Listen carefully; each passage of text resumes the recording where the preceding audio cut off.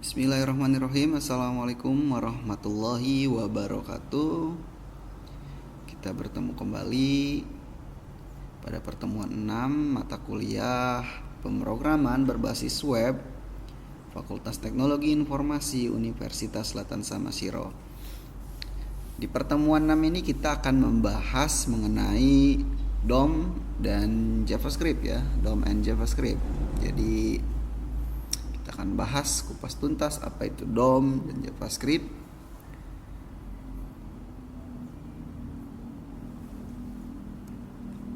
Pertemuan sebelumnya kita sudah banyak membahas mengenai responsif, kemudian Tailwind dan juga Bootstrap ya. Apa itu komponen base, lalu utility first ya, dan lain-lain. Kita masuk ke pembahasan selanjutnya, yang mana kita akan membuat website akan menjadi lebih interaktif dengan menggunakan DOM dan JavaScript. Perkenalkan, nama saya Muhammad Diki Widianto, pekerjaan saya sebagai IT Development System di Universitas Selatan Samosir. Email saya diki.widianto@unilam.ac.id. Nomor telepon saya tercantum ya, dan portofolio saya ada di dikiwidia.github.io. Tujuan pembelajaran pada materi ini ya, yang pertama, mahasiswa mampu memahami konsep dari dokumen objek model atau DOM ya, dan JavaScript. Yang kedua, mahasiswa mampu mengetahui tujuan implementasi dari dokumen objek model ya, dan JavaScript. Dan yang ketiga, mahasiswa mampu menginterpretasikan konsep DOM ya pada JavaScript. Masuk ke pembahasan awal mengenai dokumen objek model atau DOM. Jadi DOM itu adalah antarmuka pemrograman atau interface untuk dokumen HTML dan XML ya. DOM merepresentasikan halaman web sedemikian rupa sehingga program seperti JavaScript dapat mengubah strukturnya, gayanya, dan konten dokumen tersebut secara dinamik gitu. Nah, ini kita bisa lihat ada contoh dari sintak HTML, yang mana di dalam HTML, elemen HTML ada head dan juga body. Kemudian terus hierarki ya di sini, di dalam body ada UL, lalu di dalam UL-nya ada li, sehingga jika dibaca menggunakan DOM akan membuat seperti ini gitu ya. Jadi dokumen paling atas, kemudian HTML punya head, hanya body punya UL punya li. Seperti itu. Itu adalah yang dimaksud dengan DOM.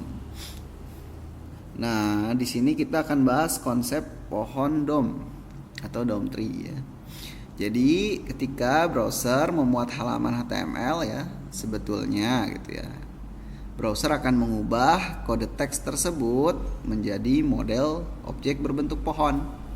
Nah, jadi setiap bagian dari HTML akan menjadi sebuah simpul atau node ya dalam pohon tersebut. Strukturnya terdiri dari yang pertama adalah dokumen. Dokumen ini berisikan objek utama yang merupakan akar dari seluruh halaman website. Lalu ada root element ya. Root element ini adalah elemen HTML yang menaungi elemen lainnya ya. Lalu ada elemen node. Elemen node ini semua tag HTML seperti body, div, h1 dan p. Lalu ada atribut node seperti di dalam tag, seperti kelas ya, properti ya, maksudnya properti di dalam tag, lalu seperti kelas, ID atau source. Dan yang terakhir ada text node, teks aktual yang berada di dalam elemen. Jadi kita bisa coba nanti untuk mempraktikkan secara langsung penggunaan dari DOM dengan JavaScript ya.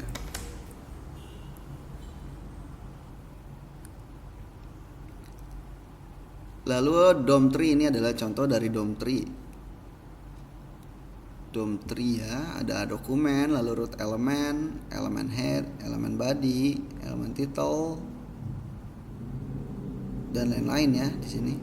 Jadi di sini bisa dijelaskan Dokumen ini awal, lalu kemudian root element ini pada HTML ya, elemen HTML, lalu elemen HTML memiliki dua elemen, di dalamnya ada head, ada body. Head itu berisikan title, ada link. Ini biasanya untuk style sheet atau segala sesuatu yang berhubungan dengan head ya. Lalu di dalam body ada image dan ada paragraf ya. Image berarti ada atribut namanya source. Nah, di dalam paragraf kita bisa tuliskan string my paragraph. Nah, lalu mengapa DOM itu penting ya? Jadi tanpa DOM JavaScript tidak akan bisa melihat atau berinteraksi dengan elemen HTML. DOM memungkinkan pengembang untuk menambah atau menghapus elemen tanpa memuat ulang reload ya, atau reload halaman. Mengubah atribut secara instan, misalnya mengganti gambar saat tombol diklik, lalu memodifikasi CSS secara dinamis, seperti mengubah tema gelap atau terang, lalu menangkap interaksi pengguna ketika event klik, lalu ketik atau geser melalui event listener. Nah, ini cara mengakses DOM jadi dengan menggunakan JavaScript ya. Jadi kaitannya JavaScript dan DOM itu sangatlah berkaitan. Jadi DOM dapat diakses dengan JavaScript. Jadi kita harus tahu cara cara menulis kode dari JavaScript terlebih dahulu. Yang mana apabila dengan JavaScript itu bisa diakses dengan cara 4 ini ya. Berikut berbagai metode untuk memilih elemen di dalam dokumen ya. Jadi beberapa yang paling umum digunakan adalah dokumen get element by ID. Jadi ini memilih elemen berdasarkan atribut ID dari elemennya ya. Nah, lalu selanjutnya ada dokumen query selector. Nah, ini akan memilih elemen pertama yang cocok dengan menggunakan selector dari CSS.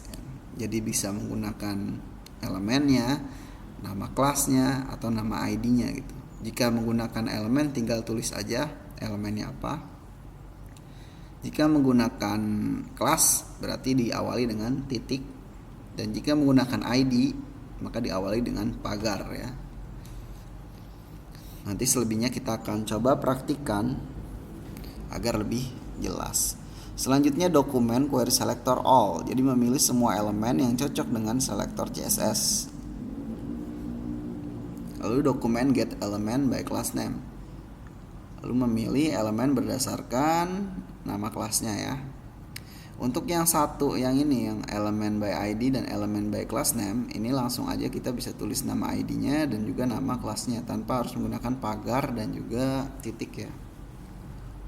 Tapi beda dengan yang ini adalah cara yang mungkin baru ya, sehingga kita bisa menggunakan lebih praktis gitu.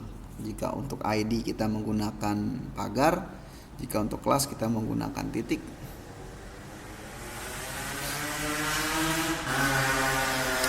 Ini adalah contoh DOM pada JavaScript. Jika kita memiliki elemen teks dan ingin mengubah warnanya saat sebuah tombol ditekan, maka prosesnya adalah sebagai berikut. Seperti ini ya. Oke. Nah, selanjutnya adalah JavaScript. Jadi JavaScript adalah bahasa pemrograman tingkat tinggi yang awalnya dirancang untuk membuat halaman website menjadi interaktif. Dapat dianalogikan ya, HTML adalah struktur atau tulangnya dan CSS adalah tampilan atau kulitnya, maka JavaScript adalah perilaku atau ototnya ya, yang memungkinkan sebuah situs web untuk bergerak dan merespon tindakan dari pengguna. Jadi kalau kita bilang HTML ya strukturnya, struktur dari kita manusia punya tulang gitu ya. Lalu CSS adalah tampilannya. Tampilan ini kan mengikuti dari ras-rasnya ya. Misalnya ada yang rasnya sawo matang, ada yang rasnya kulit putih gitu ya, atau kulit hitam. Nah, jika JavaScript ini adalah perilakunya, jadi ada yang bisa menggerakkan ke kiri, ke kanan tangannya ya, ada yang bisa tangannya menangkap gitu dan lain-lain. yang memungkinkan sebuah situs web untuk bergerak dan merespon tindakan pengguna. Jadi jika dianalogikan seperti itu, atau mungkin seperti sebuah bangunan ya, misalnya untuk rangkanya gitu, menggunakan rangka apa, kerangkanya, pondasinya menggunakan bata merah atau bata ringan ya di situ, karena di situ dianalogikan sebagai HTML-nya gitu. Lalu untuk CSS tampilannya ketika memang sudah jadi ya bangunannya, ingin dicat warna apa gitu, ingin ditambahkan apa saja, gradasi dan lain-lainnya gitu ya untuk warnanya. Dan untuk perilakunya sendiri, nah ini bisa menggunakan mungkin tambahkan aksesoris seperti apabila bisa ditambahkan lampu-lampu gradasi dan lain-lain gitu, sehingga tampilannya tampilan rumahnya akan menjadi lebih terlihat berwarna dan bagus gitu ya. Begitu juga dengan website. Jadi kalau HTML saja tanpa CSS, iya nantinya hanya sebatas kerangka aja gitu, seperti rumah tanpa cat gitu ya. Dan kalau ada rumahnya aja sudah dicat tapi nggak ada kayak tambahan aksesoris dan lain-lain, ya hanya rumah aja gitu ya, tanpa ada kayak lampunya warna apa, warna-warni kah, apa bisa kedap-kedip kah gitu ya. Jadi tidak ada perilaku yang bisa kita lihat secara interaktif gitu. Seperti itu ya. Nah, ini adalah penempatan dari kode JavaScript.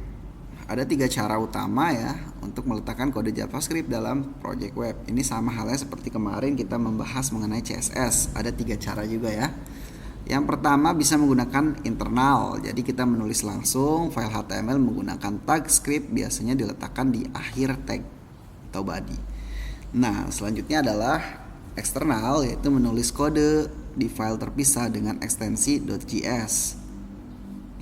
Lalu kita panggil di HTML dengan cara script src ya. Propertinya adalah src lalu script.js. Dan yang terakhir inilah cara paling simpelnya, namun biasanya hanya digunakan untuk yang sederhana saja ya, seperti kayak alert atau menggunakan atau memanggil fungsi dari JavaScript gitu ya, yang sudah kita buat.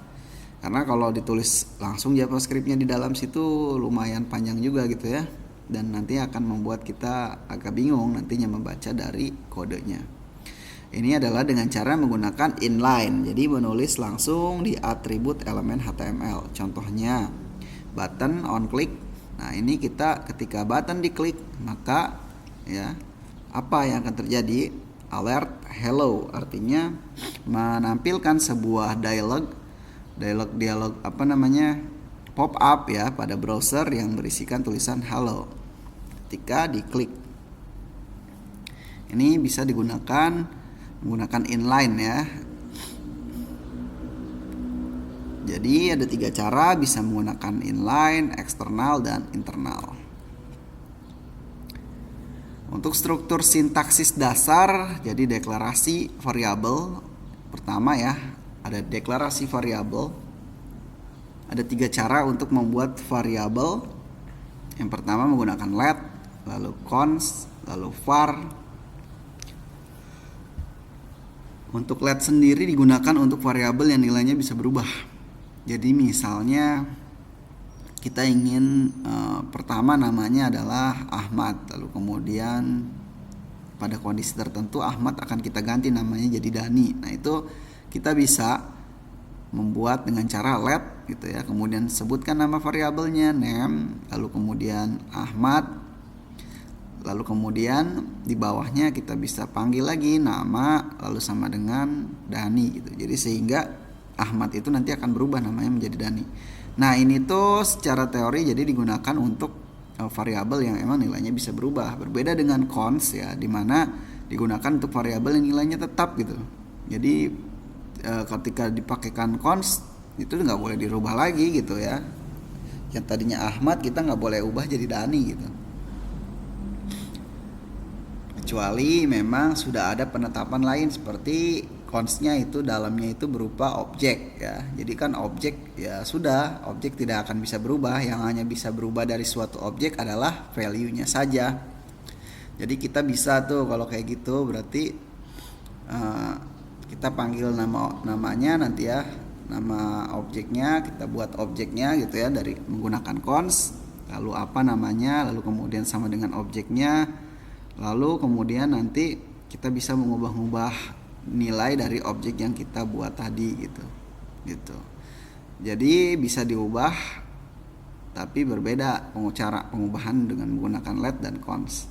Yang ketiga ada var, ini adalah cara lama ya, menggunakan variabel yang sebaiknya sudah dihindari saja gitu karena sudah tidak relevan dengan pengembangan website yang modern atau bahasa JavaScript yang modern. Jadi ketiga-tiganya ini adalah deklarasikan untuk membuat suatu variabel. Yang kedua ada tipe data. Tipe data itu JavaScript jadi menentukan tipe data secara otomatis ya berdasarkan nilainya. Jadi sama seperti kode bahasa pemrograman PHP ya untuk JavaScript ini. Nah, JavaScript ini bahasa pemrograman yang memang dia menentukan tipenya secara otomatis berdasarkan nilainya. Ada berapa sih tipe datanya yang kita bisa lihat? Ada 1, 2, 3, 4, 5, ada 5 ya. Yang pertama ada string itu berarti teks ya atau karakter yang ditulis menggunakan tanda kutip. Bisa kutip 2, bisa kutip 1.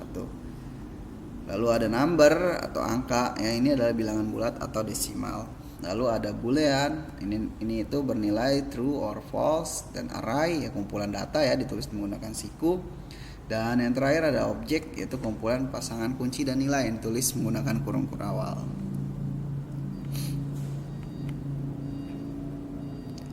Nah, ini adalah hubungan DOM dan JavaScript. Jadi hubungan antara JavaScript dan DOM ini sangat istimewa ya. Bisa diibaratkan seperti hubungan antara tangan dan benda. Jadi JavaScript adalah penggeraknya atau logiknya, sedangkan DOM adalah benda yang ingin dimanipulasinya atau yang disentuhnya ya. Oke, kita langsung saja menggunakan praktik ya. Praktik untuk membuat sebuah DOM sederhana ya. Jadi kita buat dulu HTML-nya. Kita di sini akan menggunakan Tailwind sebagai sarana membuat desainnya ya. Lalu kemudian kita akan bisa ubah-ubah dari kelas-kelas yang tadinya mungkin dari mengubah warna dan lain-lain menggunakan Tailwind gitu ya. Oke, kita mulai saja untuk praktik membuatnya ya. Jadi saya akan contohkan di sini buat teman-teman. Nanti bisa hasil dari contoh yang tadi kita buat, nanti teman-teman bisa cek di GitHub-nya saya ya. Nanti teman-teman bisa pull aja kalau teman-teman sudah melakukan cloning.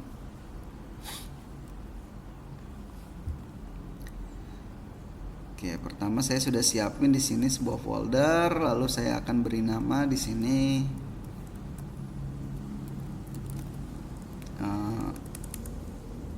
latihan 6.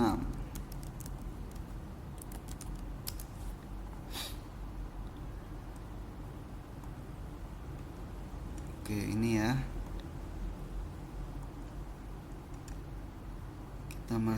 Kita buka pada Google Chrome aja ya. Nah.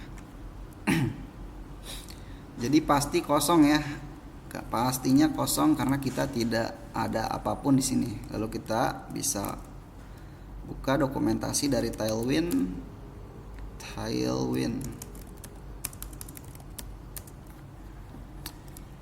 Tailwind di sini kita bisa cek dokumentasinya menggunakan PlayCDN aja ya. Kita kopikan, kita paste, lalu kita refresh. Nah, sudah ada ya. Ini Tailwindnya sudah berjalan. Selanjutnya kita bisa hapus ini dan kita akan membuat sebuah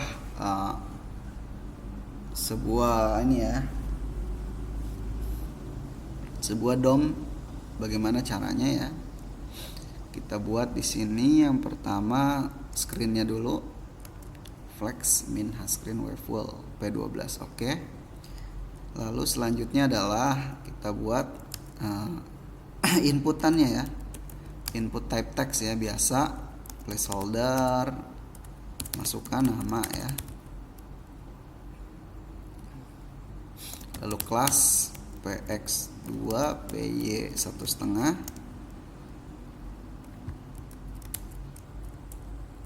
Nah sudah ada ya, bordernya apa, kita tambahkan border, outline-nya dulu, outline non, border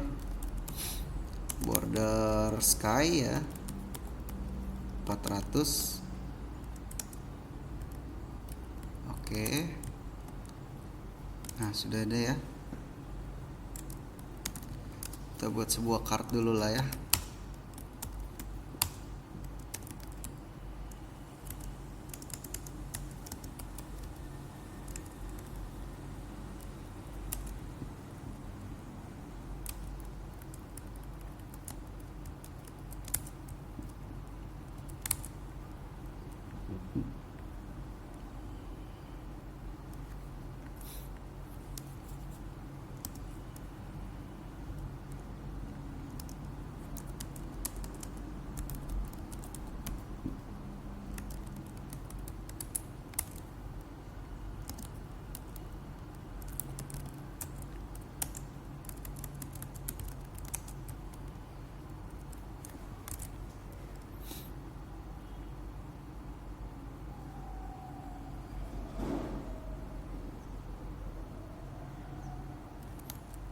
Oke, ini terlalu besar, kita bisa kecilin nanti ya.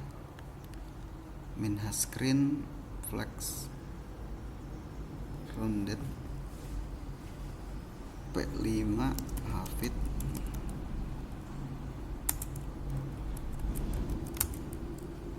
Oke ya. Ini ya, kita buat seperti ini. Kita wave full aja lah ya.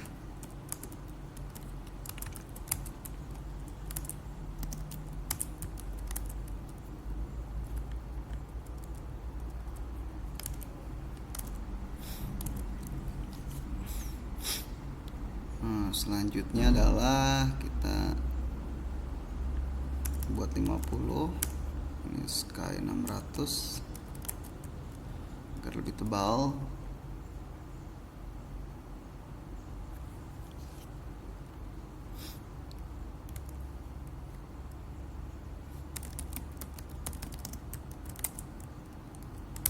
Oke, itu kita pakai justify center ya.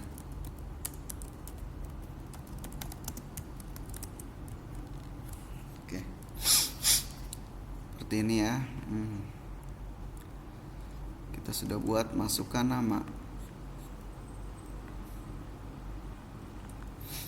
Jadi nanti ketika kita buat masukkan nama, kita buat juga di sini flex call ya. Di sini sebuah P, karakter P. Halo, selamat datang. Nah,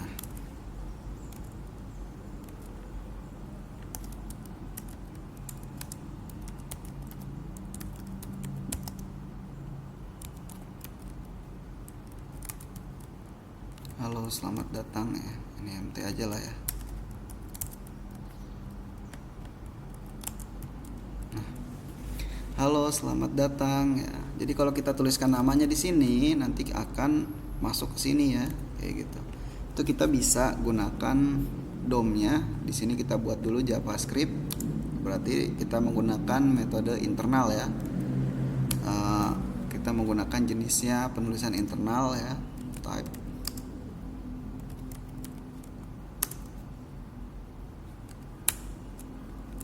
Type-nya apa?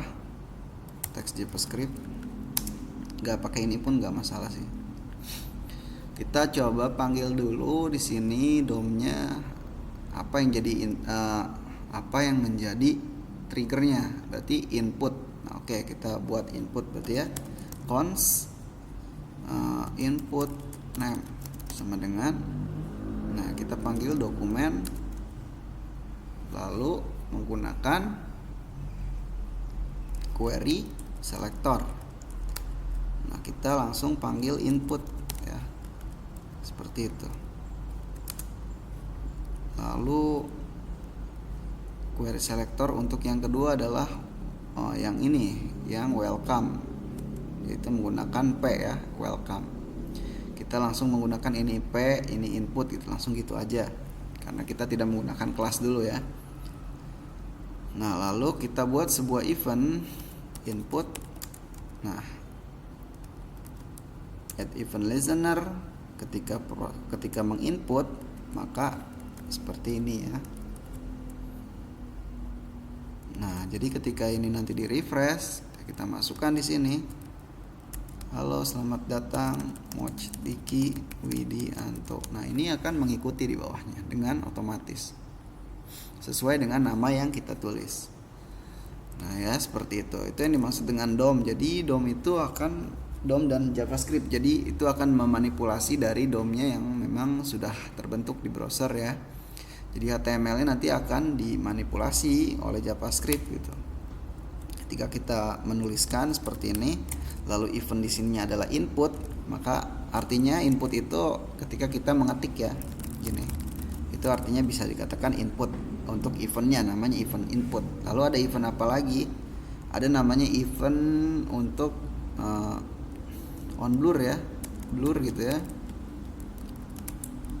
Ada event blur, jadi ketika halo gitu, jadi ketika kita mengetikkan di sini nama kita, tapi belum muncul di sini ya, belum muncul di sini.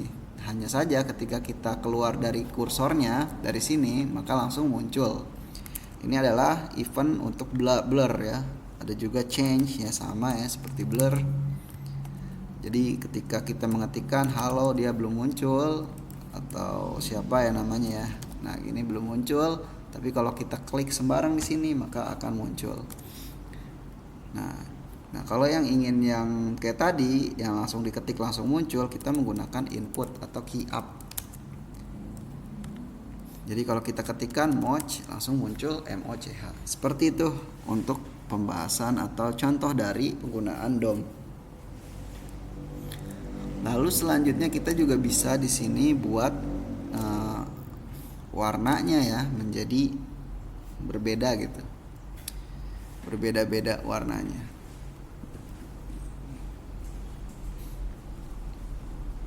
Nah, misalnya contohnya adalah ketika emang yang ditulisnya itu kita bisa menggunakan if juga bisa ya. If target value sama dengan kosong, maka warnanya berarti kita ubah dengan cara class list ya, class list add class list berarti kita tambahin warnanya itu. Untuk warna kan teks red ya, seperti ini. Nah, seperti ini ya. Jika kosong maka kita tambahkan teks red, lalu menghapus teks green. Nah, kebalikannya, jika kita ada isinya maka kita ubah warnanya menjadi green ya. Nah, ini kita coba refresh. Nah, akan berubah warnanya seperti ini, dan kalau kosong akan berubah warnanya menjadi merah. Seperti itu. Jadi kita bisa mengubah-ubah warna-warnanya ya, dan lain-lain. Ini juga bisa kita tambahkan misalnya di sini sebuah button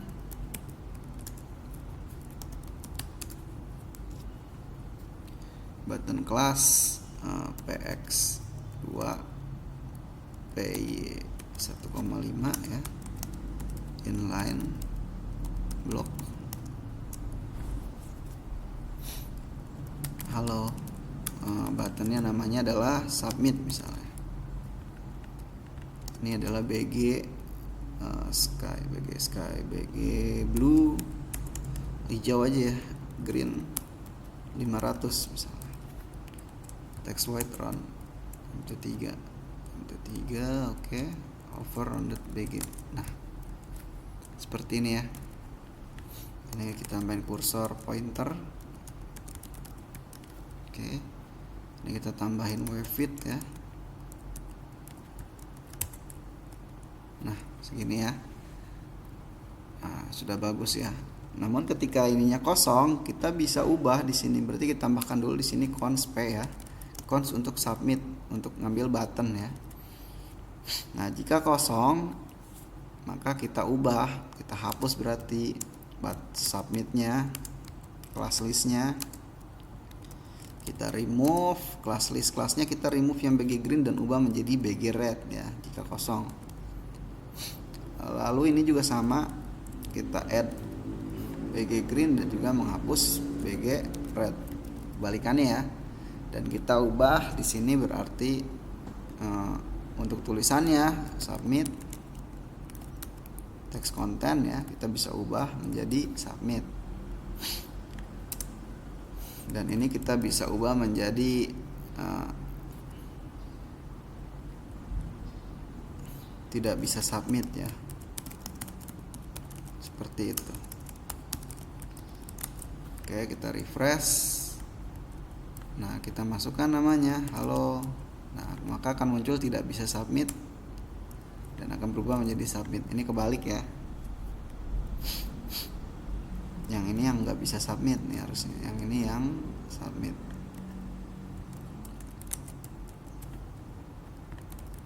Nah, kalau dihapus halo tidak bisa submit ya, seperti itu. Jadi itu adalah sederhananya dari penerapan DOM JavaScript ya. Bisa teman-teman menggunakan contoh lain mungkin untuk lebih interaktif dengan browsernya ya. Ini adalah salah satu contoh sederhana aja ya. Jadi nanti teman-teman bisa buat contoh-contoh yang lebih menarik lainnya.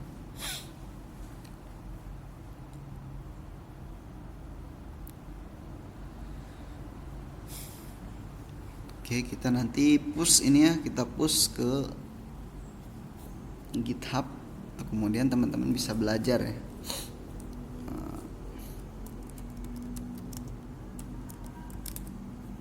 Oke, sudah saya push ke GitHub. Silakan teman-teman bisa pull untuk mempelajari dari kode yang tadi kita sudah buat. Oke, mungkin itu saja ya untuk materi pada pertemuan kita yang ke-6 ya. Nah, ini adalah contohnya ya, contoh-contoh JavaScript hybrid yang tadi kita sudah tunjukkan. Nah, untuk tugasnya sendiri ya, untuk mahasiswa hybrid ini, khusus mahasiswa hybrid, jadi buat resume per video pertemuan ke-6 ya, dengan durasi minimal 5 menit, lalu unggah ke LinkedIn masing-masing. Resume video dikumpulkan dalam bentuk tautan di Google Classroom paling lambat 1 pekan atau sebelum pertemuan selanjutnya. Itu saja yang bisa saya sampaikan pada pertemuan ini. Kurang lebihnya saya mohon maaf. Assalamualaikum warahmatullahi wabarakatuh.